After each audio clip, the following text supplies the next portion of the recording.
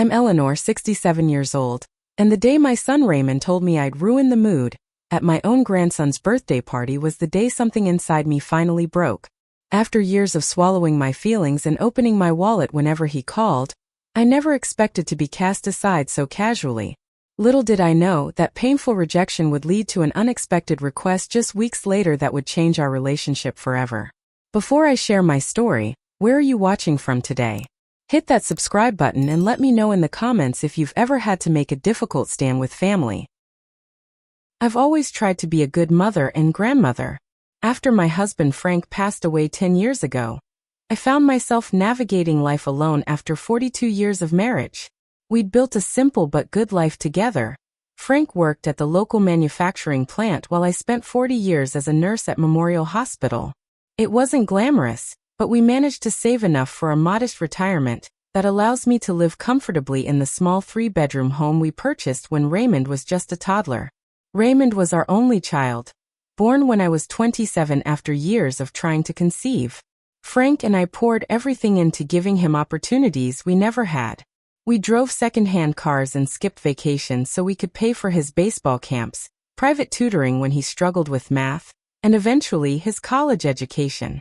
I still remember the pride I felt watching him accept his business degree, thinking all our sacrifices had been worthwhile. Shortly after graduation, Raymond met Brittany at a friend's wedding. She was beautiful and ambitious, working in marketing for a cosmetics company. Their whirlwind romance led to marriage within a year, and I tried desperately to connect with my new daughter-in-law.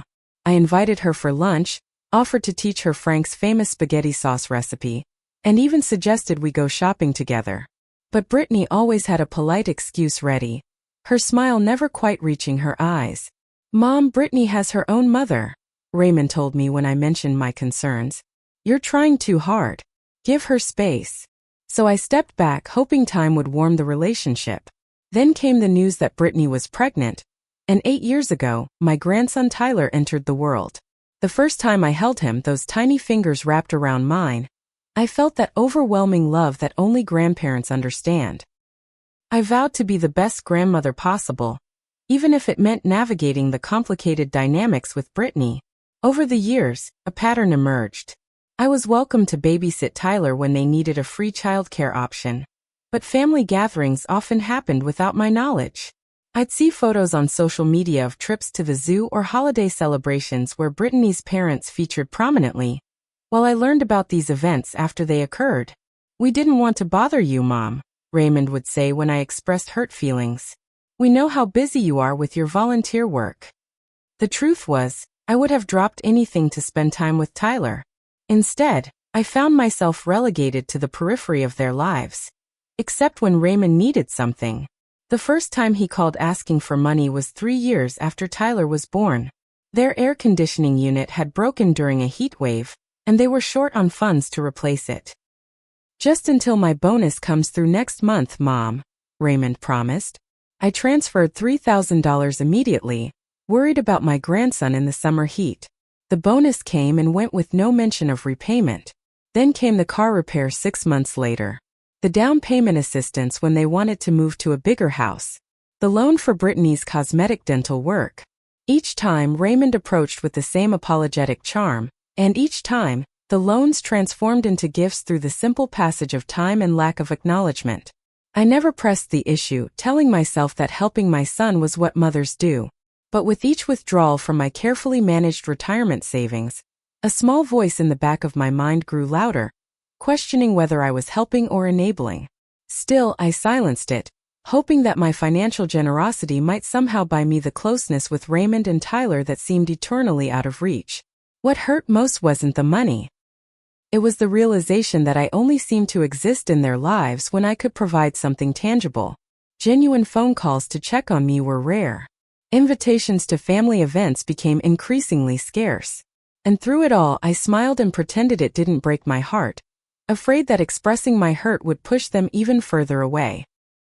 The call came on a Tuesday afternoon in April. I was pruning my rose bushes when Raymond's name flashed across my phone screen. My heart lifted immediately. Spontaneous calls from my son had become rare enough to feel like special occasions. "Mom, Tyler's birthday party is next Saturday at 2, Raymond said after brief pleasantries. He's turning 8, can you believe it? Oh, how wonderful. I replied, already mentally planning the perfect gift. Tyler had recently developed an interest in baseball, just like his father had at that age. I'd love to come. Should I bring anything? I could make those chocolate cupcakes he loves. There was an uncomfortable pause on the line. Actually, Mom, about that, Brittany and I were thinking that maybe this time, you could just drop off a gift beforehand. Drop off a gift? I repeated, not quite understanding. You mean not attend the party? Raymond cleared his throat. It's just... Brittany's planned this whole baseball-themed event with all Tyler's friends from school and their parents. It's going to be pretty hectic with all those kids running around. I gripped the phone tighter. I don't mind a house full of children, Raymond. I raised you, remember? And I'd love to see Tyler blow out his candles. Look, Mom. His voice took on that slightly exasperated tone I'd come to dread. The thing is, Brittany's worried you might, well, ruin the mood with your old-fashioned ways. You know how kids are these days. They're into different things than when I was growing up. The words hit me like a physical blow. Ruin the mood? My own son thought I would somehow embarrass him at an 8-year-old's birthday party? Brittany's parents will be there, he continued, apparently oblivious to my silence. They fit in better with our friends, you know? They're more up on current trends. Plus, they're helping with the cost, so... I see. I managed, though my throat had tightened painfully. And I suppose I could help with the cost too, if that would make my presence more acceptable. Mom, don't be like that, Raymond sighed. It's not about money. We just want the day to go smoothly for Tyler. As if I, his grandmother, was some sort of disruption rather than family. I blinked back tears, determined not to let him hear me cry. Of course, Tyler's day should be perfect. I'll find something special for him and drop it by before Saturday. We ended the call shortly after, with Raymond sounding relieved that I hadn't put up more of a fight. Once I hung up, I sat down heavily on my garden bench, the pruning shears forgotten beside me. The roses blurred through my tears as I allowed myself to feel the full weight of the rejection. The next day, I drove to the sporting goods store and spent 2 hours selecting the perfect gift, a genuine leather baseball glove that could be personalized. I had the clerk emboss Tyler's name on it, along with a small message. For all your home runs. Love, Grandma Eleanor. I added a professional quality baseball and a batting glove, knowing how thrilled I would have been to see Raymond's face light up with such gifts at that age. At home, I wrapped everything carefully and wrote a heartfelt card, telling Tyler how proud I was of him and how much I loved watching him grow. I made no mention of my absence from his party, not wanting to cast any shadow on his special day. Instead, I filled the card with positivity and the promise of taking him to a real baseball game when summer arrived. Friday afternoon, the day before the party, I drove to Raymond and Brittany's 2-story suburban home. My stomach knotted as I approached the front door, gift bag in hand. Through the front window, I could see Brittany hanging blue and white streamers across the living room ceiling. Party preparations were clearly underway. I rang the doorbell and plastered on my brightest smile. Brittany answered, looking flustered in designer yoga clothes, her blonde hair pulled back in a perfect ponytail. Oh, Eleanor, she said, making no move to invite me in. Raymond said you'd be dropping something off. Yes, just a little something for Tyler's big day, I replied, extending the gift bag. Is he home? I'd love to say a quick hello. He's at a playdate until dinner, she said, taking the bag. But I'll make sure he knows it's from you. Over her shoulder, I caught a glimpse of the dining room table covered with party supplies and what looked like expensive gift bags for the attendees. A professionally printed banner with Happy 8th Birthday Tyler hung on the far wall. Everything looked perfect, coordinated, and thoroughly planned. Everything except a place for me. Well, I hope you all have a wonderful time tomorrow, I said, struggling to maintain my composure. Thanks for understanding about tomorrow, Brittany replied with a smile that didn't reach her eyes. It's just going to be so chaotic with all the kids and activities. I nodded and turned to leave before she could see the hurt I couldn't quite mask. As I walked back to my car, I heard the door close firmly behind me. No invitation to come in, not even for a moment. No offer of a quick cup of coffee. Just a transaction. Gift delivered, obligation fulfilled. grandmother dismissed. Driving home, I couldn't help but wonder when I had transformed from beloved family member to inconvenient obligation. And more importantly, how much longer I could pretend it didn't tear me apart. Saturday arrived with perfect weather. Sunny and mild, ideal for a backyard birthday celebration.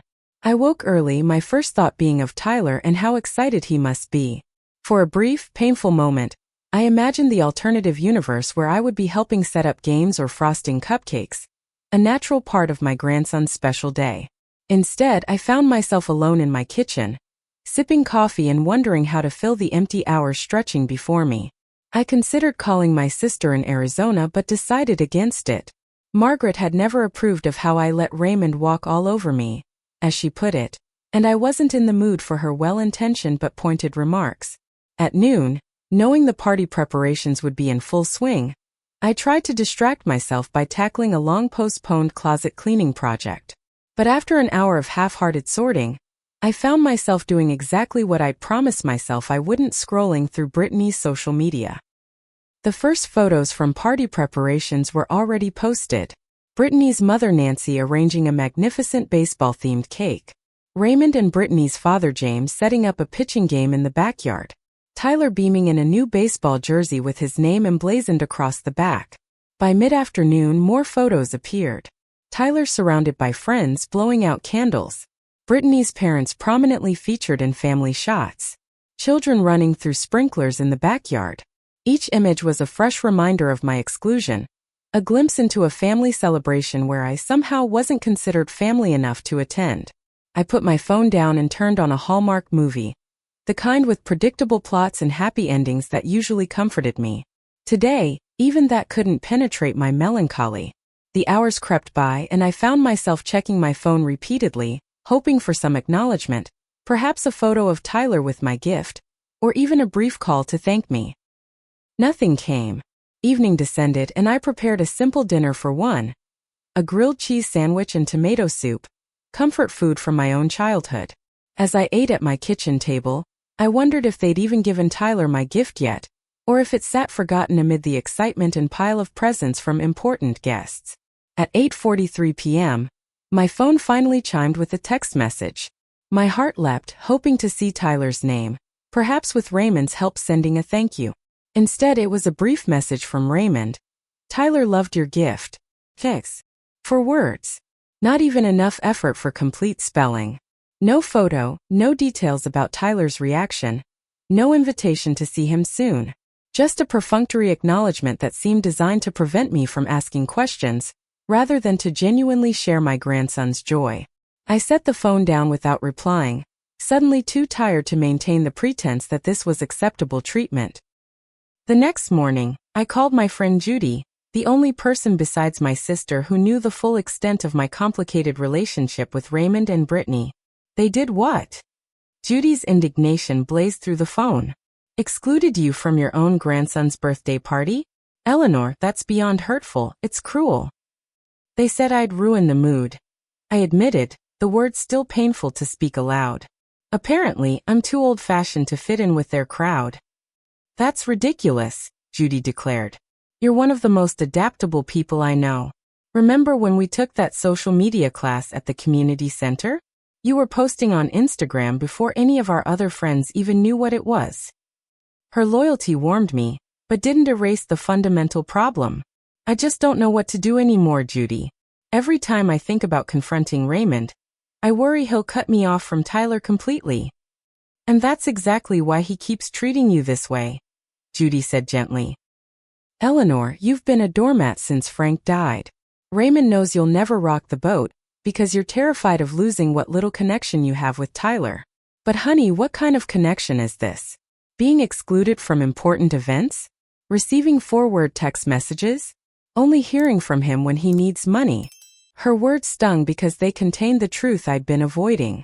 For years, I'd enabled Raymond's behavior out of fear and misplaced maternal guilt.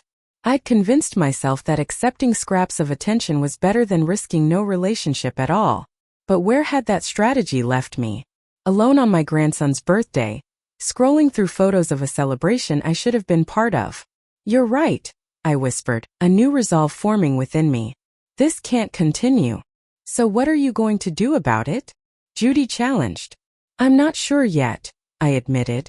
But something has to change.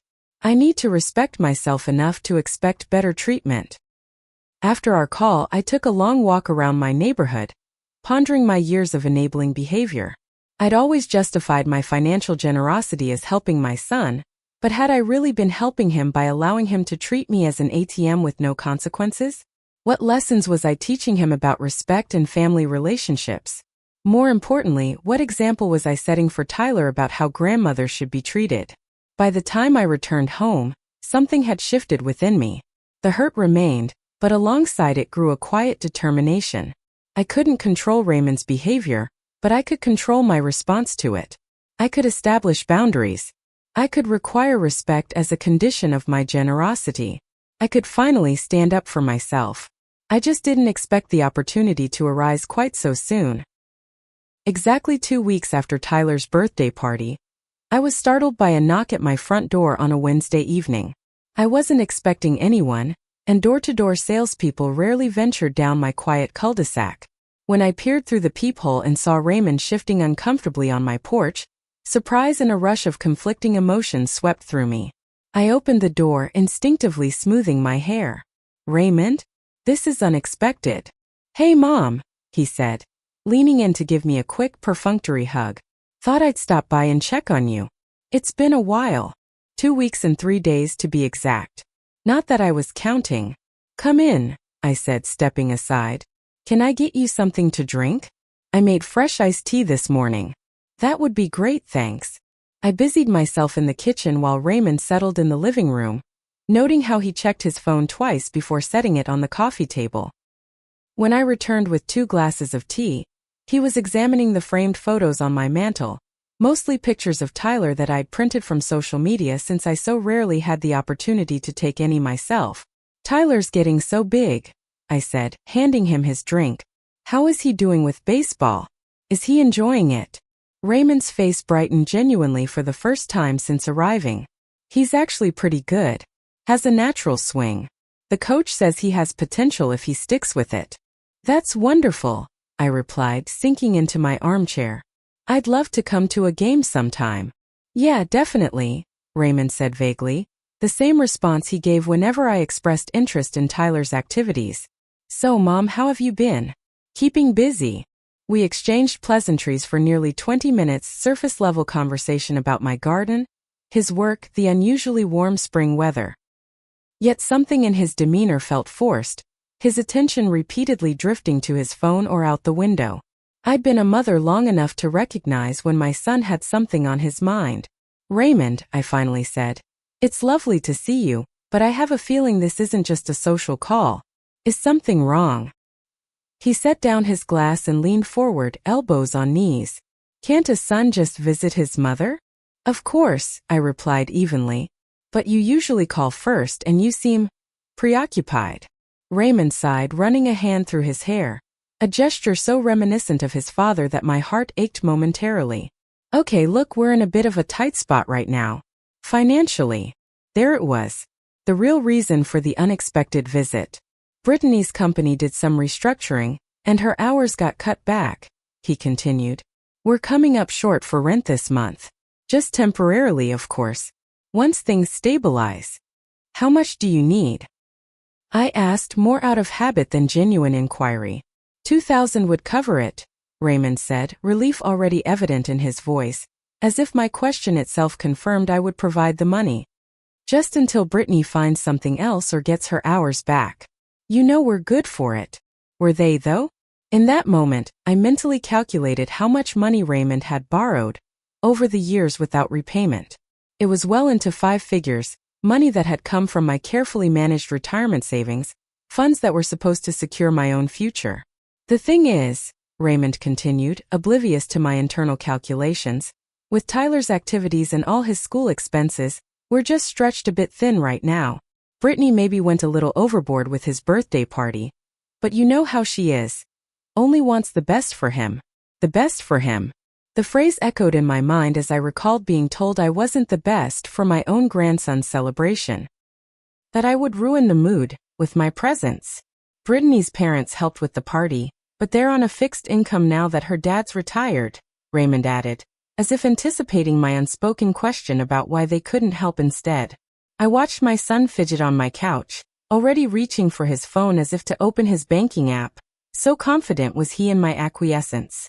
And in that moment, with perfect clarity, I saw the pattern that had defined our relationship for years. Raymond's needs always came first. My feelings, my financial security, my role as Tyler's grandmother. All were secondary to whatever Raymond and Brittany decided they wanted. Before the party, I said quietly, when you told me not to come, how did that make you feel? Raymond looked up, clearly confused by this unexpected direction. What? Mom, that's not. Did you think about how it might make me feel? To be told I'd ruin the mood at my only grandson's birthday party. Look, that came out wrong, he said dismissively. Brittany was just stressed about having so many people over. It wasn't personal. It felt very personal, Raymond, I replied, my voice steady despite the emotion rising within me. It hurt me deeply. Mom, I'm sorry if your feelings were hurt, but can we focus on the issue at hand? We really need help with rent this month. Tyler needs a stable home. And there it was, the subtle manipulation, the invocation of Tyler's needs to override any objection I might raise. It had worked countless times before, but as I sat across from my son, I realized something had fundamentally changed inside me. The constant taking without giving, the disregard for my feelings, the relegation to financial provider rather than beloved family member, it had finally become too much to bear silently. Raymond, I began carefully, before we discuss the rent money, I'd like to understand your financial situation a bit better. This isn't the first time you've needed emergency funds. My son's expression shifted subtly, a flicker of annoyance crossing his features. Mom, it's pretty straightforward. We're short this month because of Brittany's reduced hours. I can show you our bank statement if you really need to see it. That won't be necessary, I replied. But I am curious about your spending priorities. Tyler's party looked quite elaborate from the photos I saw online. Raymond's jaw tightened. Are you seriously bringing that up again? It was our son's birthday. We wanted it to be special. I understand wanting it to be special. What I don't understand is spending money on an extravagant party when you apparently can't afford your rent. Or why Brittany's parents were welcome to contribute and attend, while I was explicitly told I would ruin the mood. That's not fair, Raymond protested. The party and our current situation are completely separate issues. And I already told you, the wording about the party came out wrong. Did it? I asked, surprising myself with my calm persistence. Because it seemed quite deliberate at the time. As did the decision not to invite me. Raymond stood up abruptly, pacing my small living room. I don't believe this. I come to you with a genuine problem, and you're turning it into some kind of guilt trip about Tyler's birthday party. A memory flashed through my mind. Raymond at 12 years old. Frank gently but firmly explaining why he couldn't have an expensive new video game console when his grades were slipping. Actions have consequences, son, Frank had said. We need to see responsibility before we see rewards. Raymond had stormed off then too, convinced we were being unreasonable parents. Some patterns it seemed were decades in the making. This isn't about guilt, Raymond, I said. It's about patterns of behavior. For years, I've provided financial support whenever you've asked, no questions asked. I've accepted being excluded from family events. I've watched from the sidelines as Brittany's parents are treated as the real grandparents while I'm an afterthought. And through it all, I've never complained because I was afraid of damaging our relationship further. That's not. Please let me finish, I interrupted, my voice firm but not unkind. The truth is, our relationship is already damaged. Not because I haven't given enough, financially or emotionally, but because there's been no reciprocity. You call when you need money.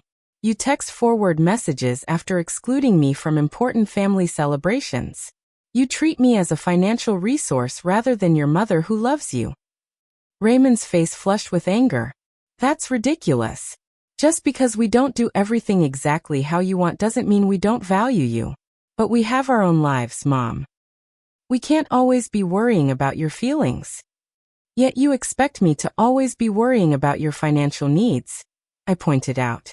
Relationships work both ways, Raymond. I'm not asking for everything exactly how I want. I'm asking for basic respect and inclusion. Raymond crossed his arms defensively. So what are you saying? You won't help us with the rent? You'd rather see your grandson homeless than admit sometimes families have complicated dynamics. The manipulation was so transparent it almost made me laugh. Tyler will not be homeless, Raymond. You have options. You could ask Brittany's parents, since they fit in better. You could take on extra work. You could reduce your discretionary spending. You could sell some of the luxury items I've noticed in your home. I can't believe what I'm hearing, Raymond muttered. 20 years of being the perfect supportive mother, and suddenly you're acting like this? What changed? I did, I said simply. I changed. I realized that by continuing to provide financial bailouts without expecting any change in behavior, I'm not actually helping you. I'm enabling patterns that will eventually leave both of us worse off. You without the skills to manage your finances responsibly, and me with depleted retirement savings and a one-sided relationship with my son. Raymond stared at me as if I'd suddenly started speaking a foreign language. So that's it? After everything Dad and you always said about family supporting each other, you're just going to turn your back on us when we need help. I took a deep breath, knowing that my next words would irrevocably alter our relationship. Raymond, I don't want to ruin the mood by giving you money. The silence that followed was deafening. My son's face registered shock, then recognition as he heard his own words reflected back at him. You're throwing that in my face, he finally sputtered. That was about a kid's birthday party, not financial hardship. Both situations involve family supporting each other, I pointed out. And in both cases, you've decided what form that support should take, without consideration for my feelings or circumstances. Raymond grabbed his phone from the coffee table, his movements jerky with anger. I never thought you'd be the type of person to hold a grudge, Mom. Dad would be disappointed in you right now. The mention of Frank was a low blow, and we both knew it. But instead of the crushing guilt Raymond clearly expected me to feel, I found myself filled with a strange, calm certainty.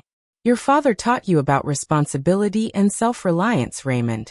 He worked 2 jobs when you were young so we could afford to put you in better schools. He drove the same car for 15 years, so we could save for your college fund.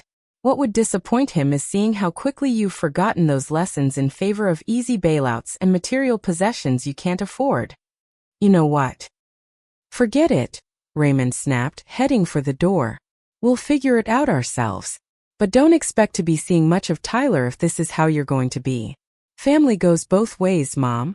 The threat hit its mark, my greatest fear realized. But even as my heart constricted painfully, I knew I couldn't back down. Not this time.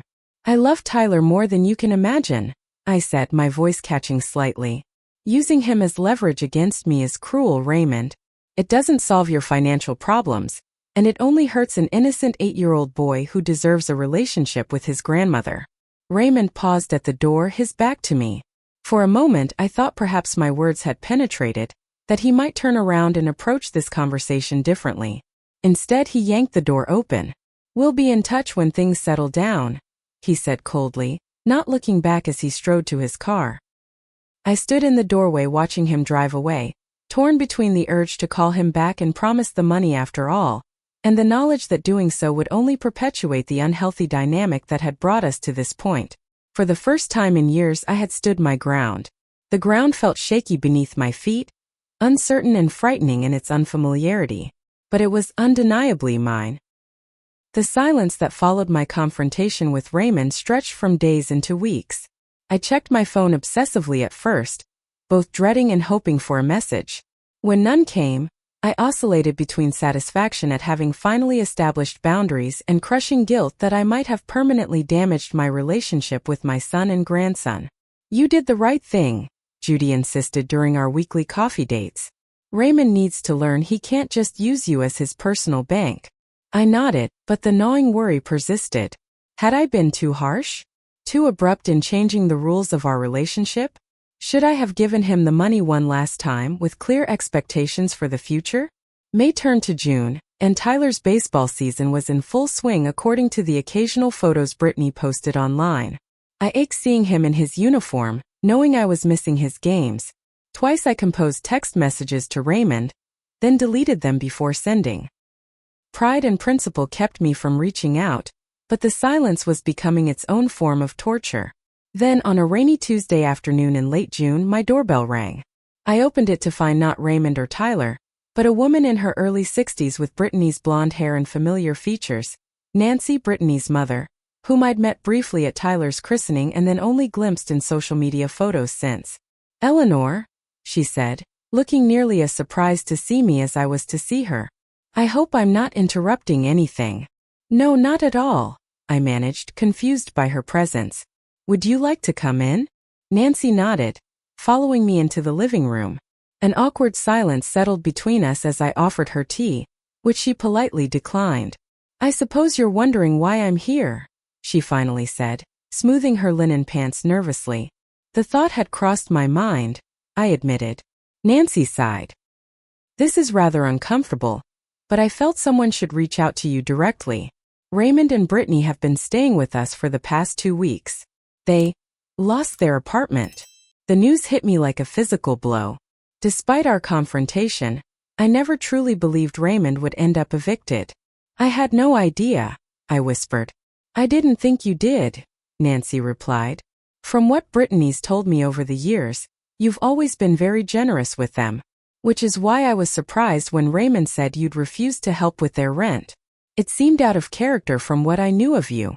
Part of me wanted to defend myself, to explain the years of one-sided giving that had led to my refusal. Instead, I simply asked, "How is Tyler handling the move?" "As well as can be expected. He's sharing a room with their boxes. It's not ideal." Nancy hesitated, then added, "Eleanor, I want you to know something. I was uncomfortable with how they excluded you from Tyler's birthday party. James and I had no idea you weren't invited until we arrived and saw you weren't there." Her admission surprised me. "Raymond said you and James were helping with the party costs." Nancy's expression tightened. "We contributed $100 as a gift. They told us you weren't feeling well that day. When I suggested we reschedule so you could attend, Brittany said you had insisted they go ahead without you." The fabricated excuse stung, though I shouldn't have been surprised. "That wasn't the case," I said quietly. "I gathered as much from Raymond's version of your recent disagreement." Nancy shifted uncomfortably. "Look, Eleanor, I'm not here to take sides. Families are complicated. But I thought you should know the full situation. Raymond and Brittany have been having financial difficulties for some time now. It's not just Brittany's reduced hours. There have been some questionable spending decisions. Such as," I prompted when she paused. "Brittany's designer handbag collection, Raymond's golf club membership, vacations they put on credit cards. The birthday party was far more elaborate than James and I would have suggested, especially knowing their situation." Nancy sighed. "They're both stubborn and somewhat entitled in their expectations." I couldn't help but smile ruefully. "You're being very diplomatic." "Well, she is my daughter," Nancy acknowledged with a small smile of her own. "I love her dearly, but I'm not blind to her faults. Or to the way they've treated you, which isn't right." Her candor was unexpected and strangely comforting. For years, I'd imagined Brittany's parents as somehow complicit in my exclusion, when perhaps they had been manipulated with different versions of the truth, just as I had been. "Thank you for telling me this," I said sincerely. "But I'm curious why you came in person. You could have called." Nancy hesitated, partly because some things are better said face to face, and partly because Tyler's been asking for you. He doesn't understand why he hasn't seen his grandma Eleanor in so long. My heart clenched. Raymond threatened that I wouldn't see much of Tyler if I didn't give them the rent money. "I figured it was something like that," Nancy said, disapproval evident in her tone. "Which is why I wanted to propose an arrangement. James and I are helping Raymond and Brittany get back on their feet, but with some firm conditions this time. Financial counseling, job hunting for Brittany. No unnecessary expenses. It's going to take time." She leaned forward slightly. "In the meantime, I thought perhaps Tyler could spend some Saturday afternoons with you." I could bring him and pick him up. Raymond and Brittany wouldn't need to be involved directly. It would give the boy time with his grandmother and, frankly, give them some time to job hunt without distraction. Tears sprang to my eyes at the unexpected kindness from this woman who had every reason to focus solely on her own daughter's family. You would do that? Nancy smiled warmly. Grandmothers need to stick together, don't we? And Tyler shouldn't be deprived of your relationship because of adult disagreements. Besides, she added with a conspiratorial wink, from one grandmother to another, I could use a Saturday off now and then myself. And so began an unlikely alliance.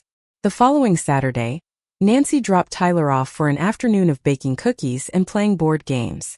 His enthusiastic hug erased weeks of hurt in an instant. We fell into a comfortable routine baseball catch in the backyard, stories about school, his delight in teaching me the video game he was currently obsessed with. If he noticed the tension between the adults in his life, he gave no indication. 3 weeks into our arrangement, my phone rang with Raymond's number. I answered with trepidation. "Mom," he said, his voice strained but not hostile. "We need to talk." We met at a coffee shop halfway between our homes, neutral territory. Raymond looked tired, the bravado that had characterized our last meeting notably absent. "Nancy told me she's been taking Tyler to see you," he began after we'd ordered our drinks. "Yes," I confirmed, watching his reaction carefully. "I hope that's okay." Raymond stared into his coffee. "She didn't exactly ask permission. But Tyler's been coming home happy, so." He shrugged. "I guess it's working out." "I've missed him," I said simply. A long silence stretched between us before Raymond spoke again. "Look, Mom, I'm not good at apologies. But things haven't been great lately. Losing the apartment was a wake-up call. Nancy and James are helping, but with a lot of strings attached." "I heard about the financial counseling," I said neutrally. Raymond grimaced. "Yeah, turns out we've been making some pretty stupid decisions with money. The counselor had us track every expense for 2 weeks and it was eye-opening." He hesitated, then added, "I didn't realize how much we'd been relying on your help until it wasn't there anymore." It wasn't quite an apology, but it was more self-awareness than I'd heard from my son in years. "I'm sorry it came to that," I said honestly. "I never wanted to see you struggle. I just couldn't continue enabling patterns that weren't healthy for any of us." Raymond nodded slowly. "I've been thinking about what you said. About reciprocity. About respect." He met my eyes briefly before looking away. "You were right. We haven't been fair to you. Using Tyler as leverage it was wrong."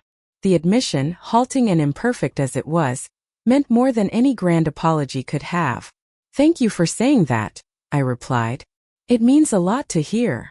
"So where do we go from here?" Raymond asked, uncertainty evident in his voice. "Forward," I suggested. "With new expectations and clearer boundaries. I'll always be your mother, Raymond, and I'll always love you. But I need to be treated with respect, not just called when you need financial help. And I need to figure out how to stand on my own 2 feet, Raymond acknowledged. "The counselor says it might take a year to get our finances back in order. It's going to be a long road." I reached across the table and squeezed his hand. "You don't have to walk it alone. I'm happy to help, just not in the same ways as before." "What did you have in mind?" he asked cautiously. "I won't be providing cash," I clarified immediately. "But I could help review your budget. Or watch Tyler some evenings so you and Brittany can pick up extra shifts.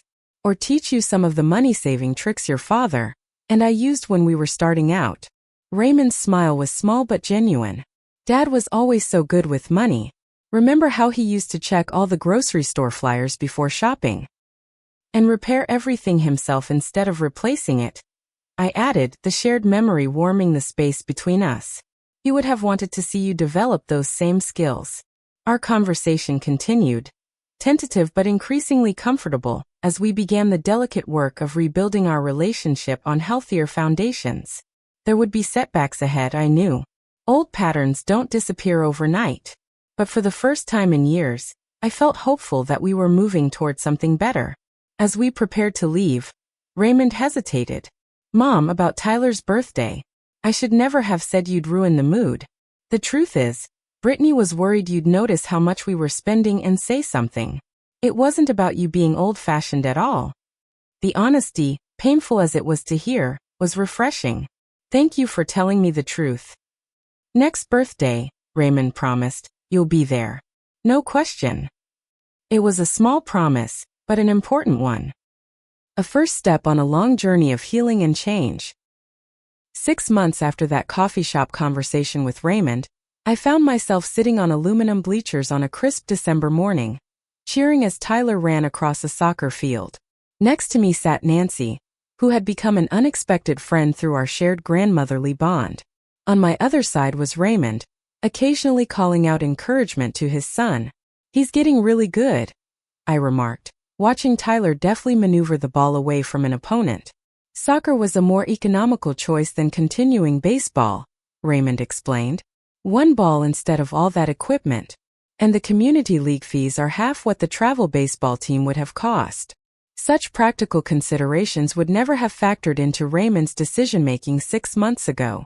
The financial counseling was clearly having an impact, alongside the reality check of having lived with his in-laws for nearly 3 months before finding an affordable 2-bedroom apartment within their new budget. The changes extended beyond finances.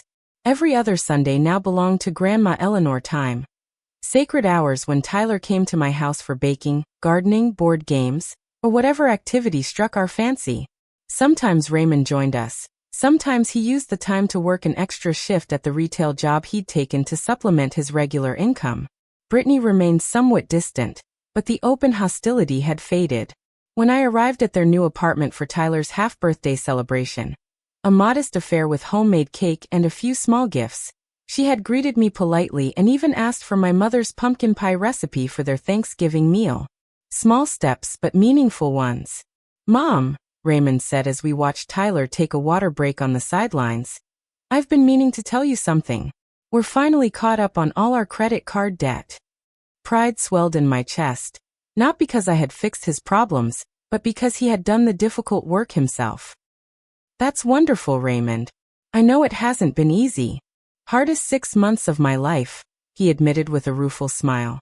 But also clarifying, I guess. Brittany and I had to really look at what matters. Turns out it's not designer handbags or golf memberships. What does matter? I asked, genuinely curious about his perspective. Raymond's gaze returned to Tyler on the field. Stability. Teaching Tyler good values. Not having that constant stress of living beyond our means. He hesitated, then added more quietly, family. Real relationships, not just appearances. The words warmed me more than any financial progress could have. Raymond was growing, not just managing money better but reconsidering his life's priorities. It was the kind of maturation Frank and I had always hoped to see in our son. The financial counselor asked us an interesting question last week, Raymond continued. She asked who we turned to in a crisis. For years, my answer was simple: Mom will help.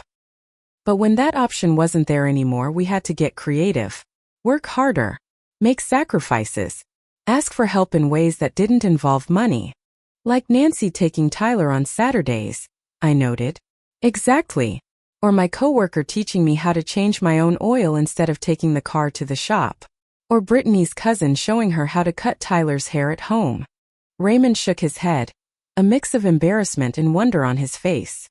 We were spending hundreds of dollars a month on things we could have done ourselves or learned from others. I thought of Frank again, of his self-reliance and practical skills. Your father would be proud of you for learning these lessons, even if it took a while. I wish he could see Tyler, Raymond said wistfully. He would have been an amazing grandfather. He is with us, I assured him, the familiar grief softened by time and good memories. And yes, he would have adored Tyler. Just as I do. Raymond surprised me by reaching over and squeezing my hand briefly. I know we still have a long way to go, Mom, but I want you to know I'm grateful for you not giving me the rent money that day. I raised an eyebrow. Really? It was the wake-up call we needed, he acknowledged. If you had bailed us out again, we would have just continued the same patterns until we were in even deeper trouble. Sometimes the kindest thing isn't the easiest thing. His insight struck me deeply. In standing my ground that difficult day, I had acted out of self-respect, yes, but also out of love for my son. True love sometimes means allowing natural consequences to teach lessons you cannot. After the soccer game, which Tyler's team won by a single goal, we all went out for a modest celebration at a local pizza place. Watching Tyler animatedly describe his game-winning assist to Nancy and James, with Raymond and Brittany looking on proudly, I felt a deep contentment settle over me. Our family wasn't perfect. The wounds of past exclusions hadn't completely healed. Trust was still being rebuilt, conversation by conversation, action by action. But we were moving in the right direction, with new awareness and healthier boundaries guiding our interactions. As for me, the experience had transformed me in ways I never expected. Standing up for myself that day had rippled outward, affecting not just my relationship with Raymond, but how I approached other aspects of my life. I joined a book club, started volunteering at the local literacy center, even began dating a kind widower I met at a community garden event. I had discovered at 67 that setting boundaries wasn't selfish, it was necessary for authentic relationships. That enabling wasn't the same as loving. That respect needed to flow in both directions for family connections to flourish. Most importantly, I learned that it's never too late to change long-established patterns. Sometimes the most powerful word in any relationship isn't yes. It's a thoughtful, principled no that creates space for growth on both sides. As we prepared to leave the restaurant, Tyler suddenly wrapped his arms around my waist in a spontaneous hug. "Can we make cookies at your house next weekend, Grandma Eleanor? The ones with chocolate chips and marshmallows." "I'd love that," I replied, my heart full. Nothing would make me happier. Over Tyler's head, my eyes met Raymond's, and the understanding that passed between us spoke volumes. We had nearly lost these simple, precious moments of family connection. But through difficult conversations and brave boundaries, we had found our way back to something real and lasting. Have you ever had to set difficult boundaries with family members who took you for granted? How did you find the courage to stand up for yourself, even when it meant risking relationships you cherished? Share your experiences in the comments below. And if this story resonated with you, please like, subscribe, and share it with someone who might need to hear that sometimes the most loving thing we can do, for others and ourselves, is to say no when necessary. Thank you for listening to my journey, and remember, true family support means respecting each other enough to expect the best, not just accepting the worst.